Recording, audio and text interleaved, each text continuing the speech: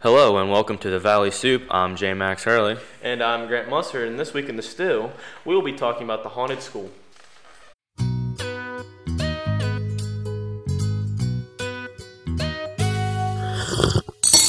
Tasty!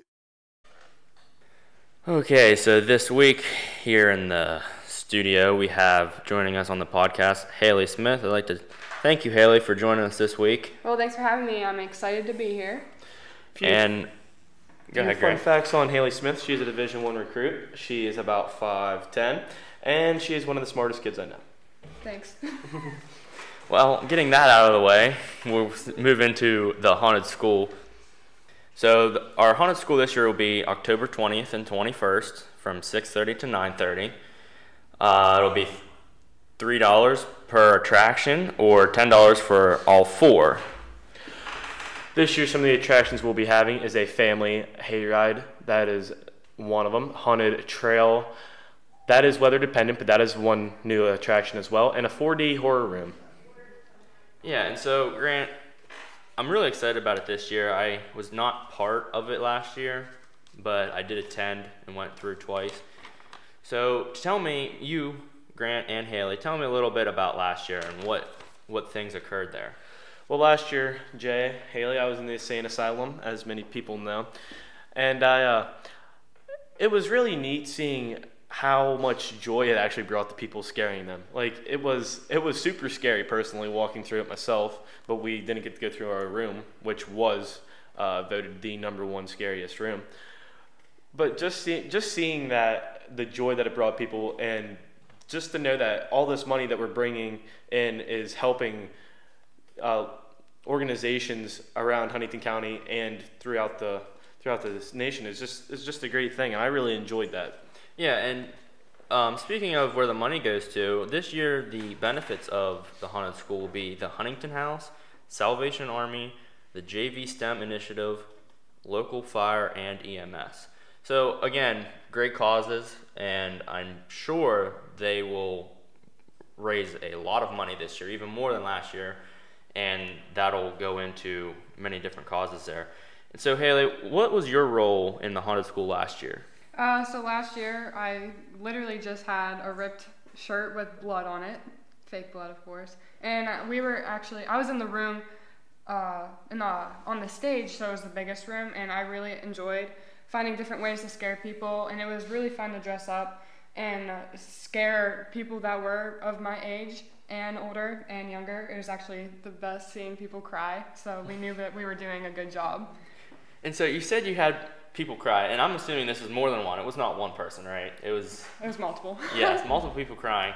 And this year is going to be even more intense. It's going to be more scary, more terrifying things. So what are you looking forward to this year?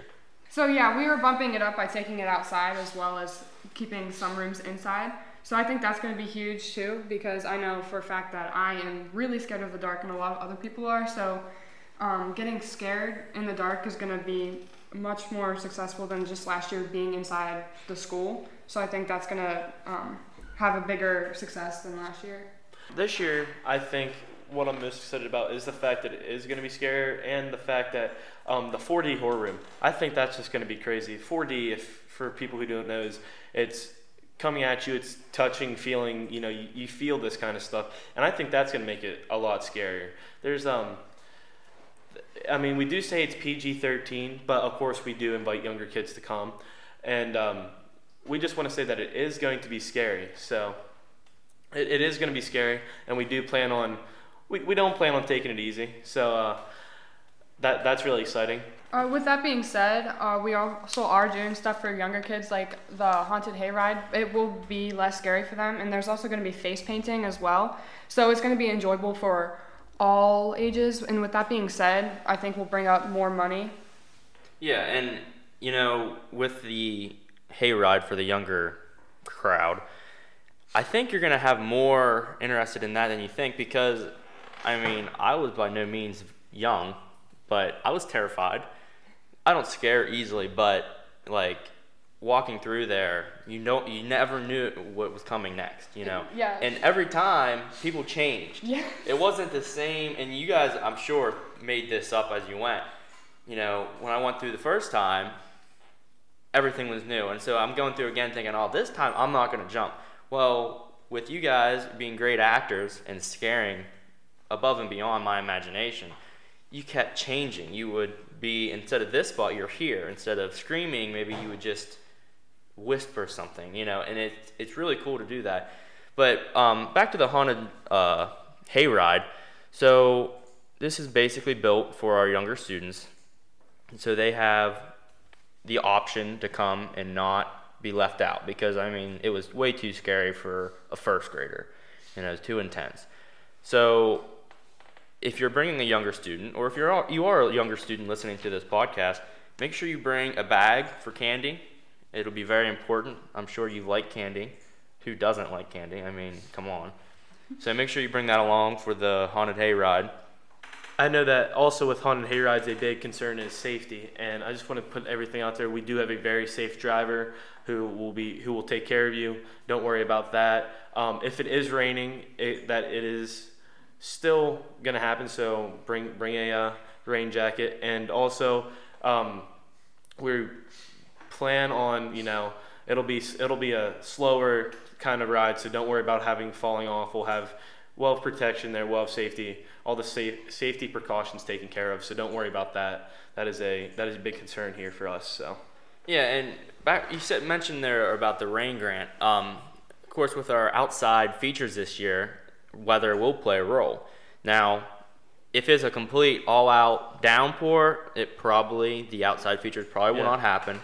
It'll be moved inside, and there will be a plan in place for that. But that being said, I think the weather will really be able to help us, because if it's foggy, maybe a little drizzle out, that just adds to the excitement. It adds to the intensity outside. Yeah, exactly. Because tell me, whenever you're watching a scary movie out in the woods, what do you always see? Dark, foggy, maybe a little bit of rain here and there to have some noise going. That's exactly what you think of whenever you see a scary movie. So that's just gonna play into it. So if you do see that, come on out. It's gonna be even scarier. Yeah, and so one of the problems from last year, I think, is that we did a great job advertising, but even after the fact, there was people like, oh, I didn't know about it. So please, if you are aware of this going on, tell everybody you know, because it truly is a great time, and the timing of it is great too. It's 6:30 to 9:30. Generally, if you're working till 5, or you have a game that's on 2 nights, so if you can't make it one night, come to the other night. Or if you can make it to both nights, come to both nights. It's definitely worth going through more than once. Yeah, and with that being said, I know a lot of people enjoyed it last year, and the people that did miss it will know about it this year. And with that, also, tell your friends, and it is good that we have it for 2 days, because I know for a fact some people couldn't make it one day, but we're glad that it was going to be the other day. Yeah, I think the best part about it being 6:30 to 9:30 is the fact that this could be a good date night. $10 per person. At attraction, we have concessions, so you can grab some food, grab some snacks, maybe grab a drink, and then also, it being 6:30 to 9:30, you still have more time after if you want to go catch a movie or something. So this is a great date night for all ages, like we said, because it will be scary. So and that right along with that, if you're on a date and you go through this, what's the best movie you could see after? You go see yourself a nice horror movie. Exactly. You make it just a wonderful evening with your significant other. Hey, it's spooky season, Jay. Yeah. It's spooky season. Spooking nonstop. Right? So this year, my role in the haunted school was going to be a little different from everyone else. I hope to be dressed up, scaring people. It'd be great. But I'll also be recording it, recording reactions and doing all that. And so we'll hopefully after the fact be able to come up with a nice little video, a couple-minute clip of just scary fun, really. Exactly. And along with the videos here, we have a little commercial or teaser video that we are actually going to put into the podcast. So here, if you are listening on a phone or computer, you want to take a second to watch the actual clip on YouTube. We'll throw our commercial in there right now.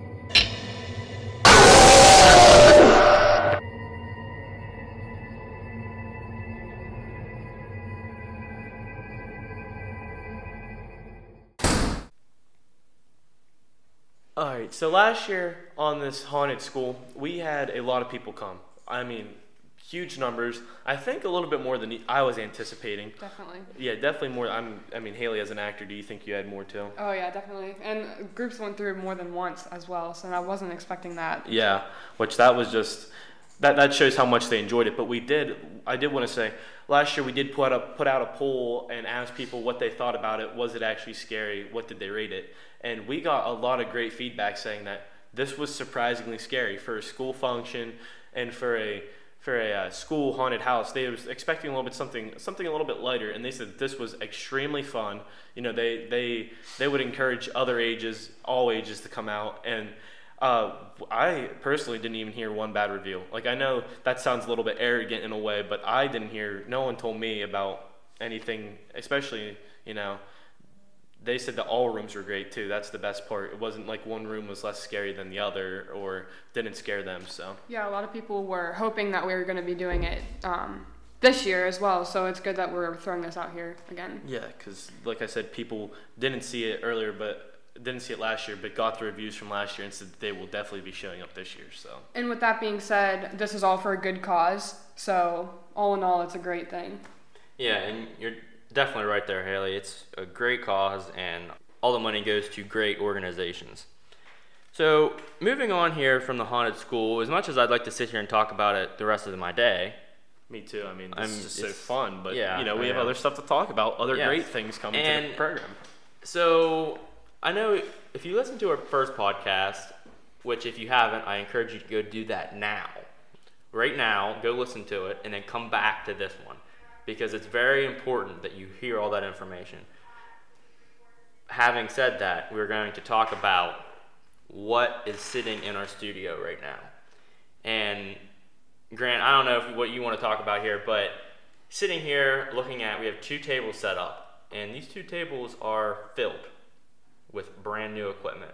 Everything on them is brand new this week. Yes, these 2 tables we didn't even have here last week at all. We didn't even have the tables in here. So now we add in these tables, and all of a sudden we have more equipment than I've ever seen personally here before. And I mean, it's just absolutely amazing what is taking place here at Juniata Valley with this broadcasting program. Yeah, and so this week we were getting a delivery. You know, we got one thing on Tuesday, one thing Wednesday, one thing Thursday. Well, everything showed up Thursday, I should say. And it's actually, a lot of it's still sitting in its packaging. We have yet to open it. That's how excited we are about the things we did open. And one of those things is a Canon G21 camera. Now, for those of you who are not familiar with cameras, like myself, because I truly am not. I'm not either. And so, but of course, you know, we're the ones doing this. So this camera, so this is going to be like our A camera or our main camera. And I'm just ecstatic about it. I cannot even, you know, put my happiness into words because of how awesome this camera is. So the other day, Mr. Wakefield and I walked down to the football field. We were having our walk at school event, and we wanted to capture some, you know, nice shots down there. So we walked up to our press box, set the camera up there where it will be during a football game. And we started playing with it and realized that we might have outdid ourselves because this camera's zoom quality is just unbelievable. Now, it's hard. You'll be able to see it whenever we do our football game, which will be, I believe, what is it, the 20th or senior night? Is that the game? 20th. It is 20th. 20th. Yep. It's either the 20th or something in that range. It's the 19th. It'll be the 19th. So the 19th will be our first production with all our new equipment. And so this camera has great capabilities. So we were up in the press box and we zoomed in to the far side of our track, which would probably be about 300 feet, 350 feet, maybe something in that range. Yeah, I'd say 100 yards-ish. Yeah, something like that. And so we were zoomed in the whole way and started recording, and it's just focused on these people walking around the track. And it's clear as it's clear as if we were right there next to them, you know, 10, 15 feet from them. And I think that plays a huge role as well, because would you rather see a clear video or one that's very blurry? Exactly, and that was our major complaint with our Mevo is throughout the whole live stream, can you zoom in? Can you zoom in? No, we could not zoom in. That was exactly. That was all I saw whenever I was watching the live feed. Whenever I was doing the volleyball game the other night, was the volume was good, which was the first time I ever broadcasted with the volume at a good pace. But they wanted us to zoom in on certain parts of the court, and I just simply could not do it. Yeah, and so with this new equipment, not only will we be able to zoom in, but we'll be able to zoom in to where you can read facial expressions. I mean, it is that clear. And so with our A camera, we have that capability. And now we also have a G7. I guess it's a camera. It's a camera that takes amazing pictures, but it also takes video. And so we bought this for its versatility. Mm-hmm. And this will be more of a sideline camera. We'll have someone on the sideline recording the action down there for our live stream, or during a basketball game we might have someone just walking around the court, or whatever it is. It's very versatile and it's great quality. Yeah, I've watched YouTube videos and I've seen YouTubers use a camera like this, and it's just amazing because you can see every little detail on a person's face and stuff like that whenever they're up close using it like one of those cameras. So I think that it's a very important part. I know obviously we have that bigger A camera, like we said earlier, that does an amazing job with that kind of stuff. But whenever we're just doing these sideline interviews and these sideline shots and stuff, this is an incredible tool for us because it takes just as good pictures, but obviously we have to be a little bit closer, but you're going to get the same facial expressions like Jay said earlier. So I think that's just a great tool to have here. Yeah, and it's kind of funny, with our A camera and how amazing it is, but there are some things that our B camera, if you will, mm-hmm. does way better, mm-hmm. and I mean way better. And it's kind of baffling to me thinking about the price difference, but I mean, that's really, we did our research. Everyone in our club, we talked about them, we discussed, and we came to this decision. And so we also bought a GoPro Hero 5, and this will even give us more opportunities because it doesn't have great zoom. It does, but it's a GoPro, mm-hmm. And we can do so many different things with it that I'm just very excited. Yes, I know that a couple years back, a baseball player actually had a GoPro, and he used it during their District 6 game to catch action. And I saw the video he posted on Twitter, and it came out, and it was great. So I think that this GoPro is going to be a huge success in our favor. Yeah, this is going to be a camera that we can use. It's a smaller camera, smaller than the other two cameras. So this is something like Jay said earlier, maybe you can catch some shots of the haunted trail or the haunted room, whatever he is in, because they do come with chest mounts, head mounts, and stuff like that you can use to catch shots while you're doing stuff, while you're in action, catch reactions. I mean, it's a good tool to have, and it's really fun to use and see the video afterwards, because that's the purest form of camera there, because you're just going to see all the reactions and stuff and all the behind the scenes stuff. So it's pretty exciting. Yeah, and before we wrap the podcast up here, the last thing I want to mention that's sitting on that table is our Sling Studio Hub. Now, it is still in its plastic wrapping in the box and everything. We've yet to open it. But this box is, it's smaller than, the dimensions is smaller than a sheet of paper, and it's really lightweight. And I cannot believe that this hub has the ability to do everything that we want, with live streaming. All our cameras and audio will be going into this hub. We'll have a producer sitting there probably with an iPad and pushing and pulling sounds and video of a game or event, whatever it is. And it really is amazing to me that something so powerful can be so small. So small and so light. I mean, something that will be able to switch between things that are like great distances away, and we can still switch on a dime, and it's just something that we can carry around with us. It's right there, it's light, it's small. It's not like it's very convenient. Yeah, it's not like we have to haul around a big switcher now. I mean, it's very convenient, like Halee said. And it gives us the opportunity to have live graphics. So Exactly. if we're having an interview at halftime or anything really, we can push a graphic across your screen. And with this new, with our previous broadcast, a lot of people were always asking, what's the score? What's the score? How much time's left? How much time's left? So I felt like I was repeating myself a lot, which I understand though. You don't know what's going on in the game. If you're just tuning in, you're like, what's happening? Well, now we'll be able to have a camera on the scoreboard, so we'll switch to the scoreboard occasionally, and I'll continue to say it. I won't have to say it as much, but with that, it just gives the viewer at home, or wherever you're at, if you can't make the game, it just gives them more of a, ESPN feel, I guess. And so that'll wrap up our Valley Soup podcast this week. I'd like to thank you for listening, and tune in next week for another edition of the Valley Soup. Remember to like and subscribe. Thank you for listening. See ya.